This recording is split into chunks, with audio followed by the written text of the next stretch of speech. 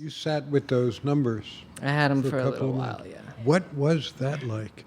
Well, I was in the middle of the documentary, so I basically cut this whole documentary, talking with my parents and, just doing everything up to the point of making the phone call, not knowing how this documentary is going to end up. I went into it expecting not anything to happen, but I'd at least have a fine student documentary. I'd, get a grade, whatever. But When did you decide, and why then? because I had to finish this documentary, Good. So deadlines are good for me. it was a deep emotional movement that happened. Well, inside. I always knew it was gonna happen, and I don't know if I really was completely emotionally ready to do it, but I knew I had to do it. And when you have to do something, you just do it. So Did you know what you wanted to know? about Your mother.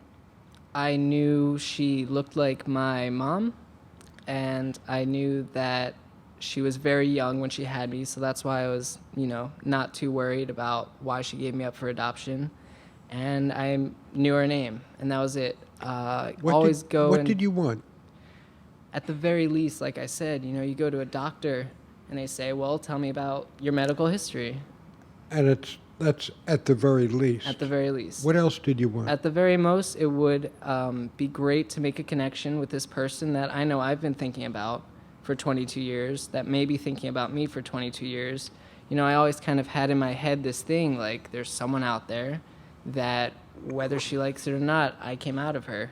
And we at least have this blood connection, and I'd like to extend that connection just beyond blood. Alex, we're going to hear more later about what happened in your search for your birth mother. But Alex, let's turn back to you. When we last left off, you had 5 numbers.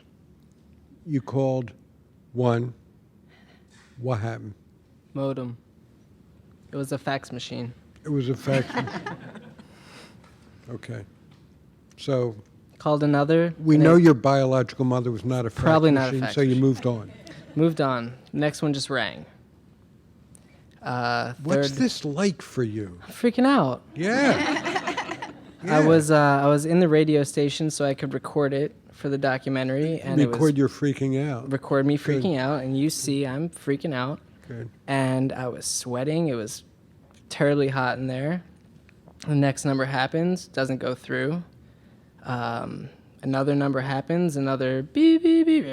So we're up to 3 out of 5. Yeah. And I think the other 2 just kind of cut off. And I was using a phone card, so I just heard that woman over and over again. You have 19 minutes left on your phone card. You know damn and that well was it. she wasn't your biological I mother was- either. I was hoping I'm not a robot, basically. Okay. So none of them worked, actually. And I just decided, that second one that just kept on ringing, I'll call it back. And I called it back. Should I go on? And a woman picked up, and I was kind of rehearsing what I was going to say, and I was freaking out, completely nervous. I was almost happy that no one was picking up, because it was like, right. Great, I can go home and go to sleep and not have to worry about this.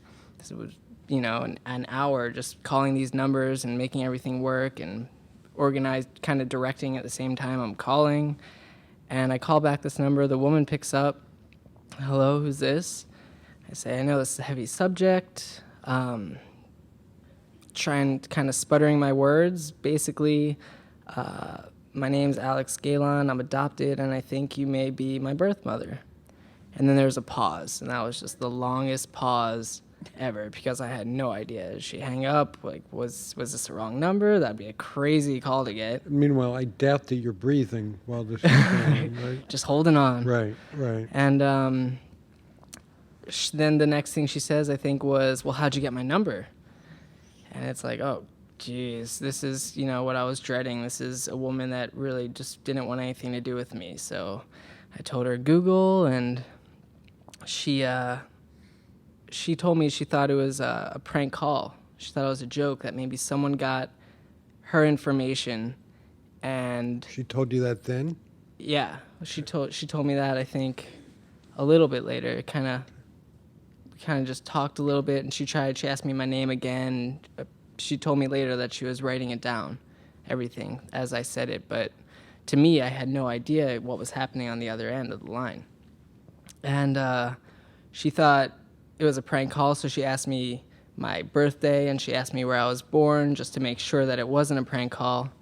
And I gave her the right answers, and then all of a sudden she breaks into, well, your grandmother was looking for you too. I was like, oh, well, that's an interesting thing to say. Okay, let's go with this.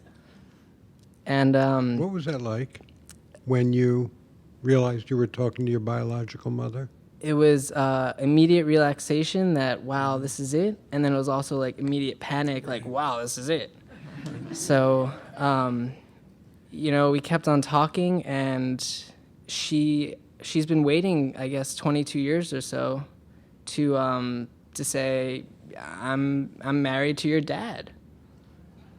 So The man who was your biological father when she was 15 years old, she eventually married him and had other children. that was the first wow, because I never thought of even looking for a birth dad so Why? young. So young, you think, things happen. And it happened. She got pregnant, and the guy's like, peace, I'm out of here. Don't want anything to do with that. Right. But that wasn't the case at all. But I always expected the worst. I never expected them to ever be together. It never crossed my mind. So I watched the movie, and I know that you spoke to your father, too, Yeah. on the phone that day. That day, he was washing dishes right next to her and was like, well, this is a weird conversation. What's going on this? And how did he Telephone. react? Wow, this is weird. That's what he said. And it was weird for me, too. And they were trying to have a kid, I think, for the past however many years, maybe 8 years or so, and were unsuccessful. But when I called, she said that she was due in 2 weeks to have a child.